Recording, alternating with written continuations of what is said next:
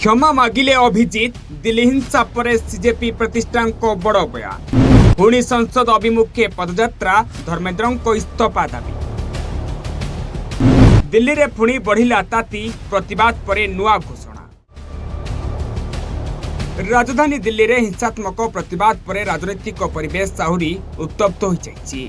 प्रतिवाद परवर्ती दिन कॉकरोच जनता दलर नेता Abhijit Dipke social media platform X ray एक दीर्घ पोस्ट शेयर करी निज समर्थकों को क्षमा प्रार्थना करिसेंति। पोस्ट रे प्रतिवाद समय आहत होइतिबा लोकंक प्रति समवेदना जणाइबा सह दिल्ली पुलिस रो कार्यशैली को कड़ा समालोचना करिछि। अभिजित दीपके लिखिछन्ति जे प्रतिवाद समय आहत होइतिबा समस्त समर्थकों निकटरे से क्षमा मागुछन्। विशेषकर महिला प्रतिवादकारी असदाचरण होइतिबा अभियोग उठाई से कहिछन्ति जे सेमानंकु सुरक्षा देबारे से आहुरी भल करि पारिथान्ते। तांको अभियोग अनुसार दिल्ली पुलिस प्रतिवाद को दमन करने अत्यधिक बल प्रयोग करिथिला। एही पोस्ट रे अभिजित दीपके केंद्र शिक्षा मंत्री धर्मेंद्र प्रधान को इस्तीफा मध्य दाबी करिसेंति। से किछि गुरुतर अभियोग मध्य उठाइथिले। एही अभियोग उपरे सरकार किंबा संपृक्त कर्तृपक्षक पक्षरु सेतेबेले कोनोसी आनुष्ठानिक प्रतिक्रिया सामना को आसी नथिला। अभिजित दीपके आहुरी कहिसंति जे जदि कोनोसी आहत प्रतिवादकारी तांको पोस्ट देखुचंती तेबे सीधा सड़क तांको वार्ता पठाइबाकू से अनुरोध करिसंति। से प्रत्येकंक सह व्यक्तिगत भावे कथा होई क्षमा प्रार्थना करिबाकू चाहुथिबा सह आगामी दिन रे मध्य सेमानक पई लड़ाई जारी रखिबे बोली कहिसंति।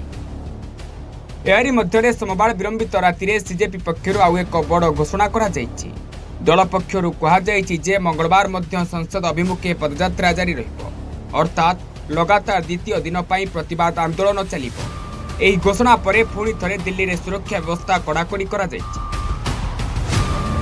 सूचना अनुसार सोमवार दिल्ली पुलिस जंतर मंतर थिबा अस्थायी मंच एवं पोडियम हटाई देइथिला। या परे सीजेपी समर्थक माने पुणी थरे जंतर मंतर एकाठी होई नुआ टंबू अस्थायी मंच स्थापन करी प्रतिवाद जारी रखिथिले। अन्यपटे संभाव्य भिड़ को दृष्टि रखी दिल्ली पुलिस उत्तर प्रदेश, हरियाणा, पंजाब, राजस्थान एवं मध्य प्रदेश पुलिस महानिर्देशक को चिठी लिखि सतर्कता अवलंबन करने को अनुरोध करिसेंति। जंतर मंतर अभिमुखे बड़ जनसमागम को रोकबा पई राज्य स्तर में मध्य पदक्षेप नेबा को कहा जायछि। एही चिठी को संपृक्त जिला प्रशासन को निकट को पठा जाइतिबा सूचना मिली। सोमवार प्रतिवाद समय पुलिस और प्रदर्शनकारी मध्य धस्ताधस्ती होइतिला। एथिरे उभय पक्षर किछि लोक आहत होइतिबा सूचना मिली। एही घटना पर राजनीतिक महल में तीव्र प्रतिक्रिया प्रकाश पाउछि।